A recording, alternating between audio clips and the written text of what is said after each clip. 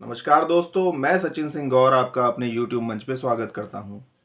Kairana Lok Sabha seat बहुत ज़्यादा चर्चित हो चुकी है। पश्चिम उत्तर प्रदेश या कहिए कि पूरे देश में इस समय सबसे चर्चित सीटों में से एक है। खास करके तब से जब से चौधरी हुकम सिंह जो थे उन्होंने हिंदू पलायन का आरोप लगाया था कि मुस्लिमों के कारण यहाँ से हिंदू पलायन कर रहे हैं। तो इस बार भी ये सीट काफ़ी चर्चित है और यहाँ से बीजेपी ने गुर्जर प्रत्याशी प्रदीप चौधरी को दोबारा से फील्ड किया है। तो उनके लिए इस बार राह काफ़ी आसान भी लग रही है, लेकिन कुछ कारण ऐसे हैं जिनसे उनका जीतना कठिन भी हो रहा है। तो आसान इसलिए लग रही है क्योंकि इस बार सपा बसपा का गठबंधन नहीं है और रालोद भी भाजपा के साथ आ चुकी है, तो इससे उनकी राह काफ़ी आसान लग रही है। लग रहा है कि काफ़ी ईजिली जीत जाएंगे, लेकिन हकीकत में ऐसा नहीं है। कुछ कठिनाइयाँ भी हैं। कठिनाइयाँ ये हैं कि जो क्षेत्र की जनता है वो चाहे किसी भी जाति की हो, उनका उनके ऊपर आरोप है कि वो मुख्य रूप से अपनी ही जाति के लिए काम करते हैं और अपनी ही जाति के गांव में उन्होंने खासकर काम किया है। और तीन जातियां राजपूत, सैनी और कश्यप तो बहुत ज़्यादा नाराज हैं। और उनमें राजपूत तो सबसे ही ज़्यादा नाराज हैं क्योंकि सम्राट मिहिर भोज प्रकरण के समय राजपूत समाज का आरोप है कि उन्होंने खुलकर के गुर्जर समाज का साथ दिया, उन्होंने और उनके बेटे ने। और वो खुल करके राजपूत समाज एंटी राजपूत एक्टिविटीज़ में इन्वॉल्व रहे। तो इसलिए राजपूत समाज तो उनको ना के बराबर वोट करेगा ऐसा माना जा रहा है। यहाँ पे क्षत्रियों की जनसंख्या जो है वो लगभग 75,000 के आसपास है।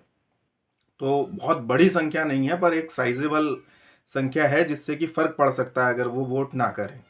और फिर तीन लोकसभा क्षेत्र हैं, कैराना, मुजफ्फरनगर और सहारनपुर, जहां पर किसान नेता हैं ठाकुर पूर्ण सिंह, उनके नेतृत्व में रैली निकाली जा रही है, जो राजपूतों के गांव में जा जा करके कह रहे हैं कि भाजपा किस तरह से राजपूतों का प्रतिनिधित्व पूरे प्रदेश में खत्म कर रही है और किस तरह से इतिहास विकृतीकरण को भी बढ़ावा दे रही है, इसलिए भाजपा को वोट ना दिया जाए। तो उसका निस्संदेह बहुत ज़्यादा फर्क पड़ रहा है और पड़ेगा।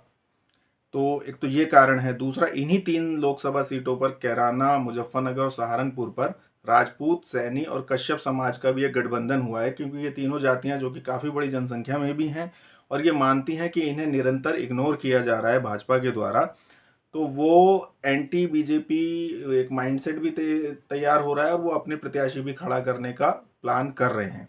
अपने प्रत्याशी करेंगे नहीं करेंगे वो तो एक सेकेंडरी बात है, लेकिन वो एंटी बीजेपी वोट करने की उनकी इच्छा लग रही है। तो इस तरह से प्रदीप चौधरी की राह यहाँ पे थोड़ी कठिन हो रही है। अच्छा, यहाँ पर जो बीजेपी है उसका जो कैराना पे खासकर मैं बात कर रहा हूँ, वो राजपूतों को केवल वोटर मानती है। वो मानते हैं कि ये पूरा 100% वोट करेंगे, बीजेपी को करेंगे, और उनको बहुत ज़्यादा अंडर एस्टिमेट कर रहे हैं। टेकन फॉर ग्रांटेड लेने वाली सिचुएशन है। उसका कारण है कि अभी इस इलेक्शन के लिए भाजपा ने जो एक रणनीति बनाई है उसमें उनका फोकस मुख्य रूप से है जाट, पंडित, सैनी और कश्यप समाज के ऊपर। इन्हीं के पदाधिकारियों को एक्टिव किया गया है कि वो अपने समाज में जाएं, लोगों को भाजपा की नीतियां बताएं और भाजपा को जिताने का आग्रह करें। लेकिन राजपूतों को ना किसी कमेटी में लिया गया है, ना कोई पदाधिकारी हैं। बहुत छोटे मोटे हैं वो तो बात अलग है। और उनको सिर्फ उनको लुभाने के लिए भी कोई प्रयास किया जा रहा है या उनको संतुष्ट करने के लिए ऐसी भी कोई कोशिश भाजपा की तरफ से नहीं हो रही है। मतलब भाजपा इतना ज़्यादा टेकन फॉर ग्रांटेड राजपूतों को ले रही है कि उनके 100% वोट मिलने ही मिलने हैं, चाहे उनके किसी प्रत्याशी को खड़ा किया जाए ना किया जाए, उनके पदाधिकारी बनाए जाएं या ना बनाए जाएं, और वो वोट करेंगे ही करेंगे। उनको ये कहने जाने की भी ज़रूरत नहीं है। और ये इसी कारण से पूरे उत्तर प्रदेश में भाजपा में लगातार राजपूतों का प्रतिनिधित्व खत्म हो रहा है, क्योंकि वो बहुत बड़ी संख्या में, जनसंख्या में वोट करते हैं भाजपा को, और चाहे प्रत्याशी कोई भी हो बिना जाति देखे, जबकि दूसरी जातियां ऐसा नहीं करती हैं।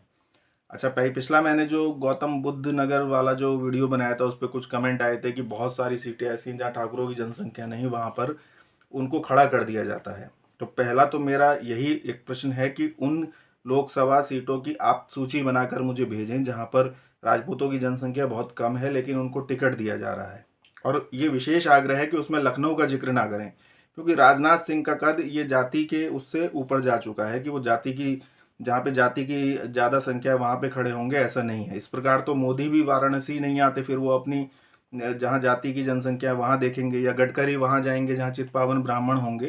तो ऐसा नहीं है, ये नेता उस लिमिट से बाहर आ चुके हैं। तो इसलिए राजनाथ सिंह और लखनऊ की सीट का उदाहरण ना दें, उसके अलावा कोई उदाहरण दें। मैं आम राजनेताओं की बात कर रहा हूँ, जो राष्ट्रीय स्तर पे जा चुके हैं लोग, उनकी बात नहीं कर रहा हूँ। तो ऐसी आप मुझे सीटें बताइए जहाँ पे राजपूतों की जनसंख्या नगण्य है और वहाँ पर उनको टिकट दी गई है भाजपा के द्वारा।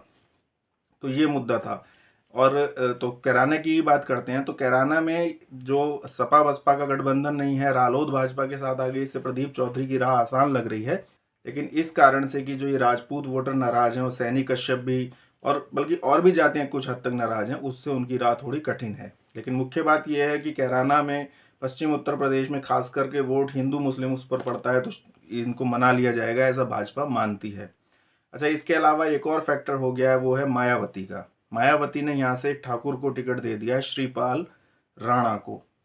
तो अब ये माना जा रहा है कि दलित वोट जो कि 2-2.5 लाख के आसपास हैं, वो अगर मिल जाते हैं और मायावती का वो मिल जाते हैं, और जो ठाकुर है 75,000, वो मिलकर के ये सीट निकाल सकते हैं। पर ऐसा है नहीं, क्योंकि बीएसपी की यहाँ सिचुएशन ऐसी नहीं है कि वो सीट निकाल सके। तो मुख्य रूप से ऐसा लगता है कि ये टिकट जो दिया गया है, वो जो भाजपा के खिलाफ जो एंटी राजपूत माहौल बन रहा है, उसको ही डिवाइड करने के लिए टिकट दिया गया है कि कुछ वोट, क्योंकि राजपूतों के पास जो ऑप्शन है, वो भाजपा को अगर वो नहीं वोट करते हैं तो वो सपा को वोट कर सकते हैं।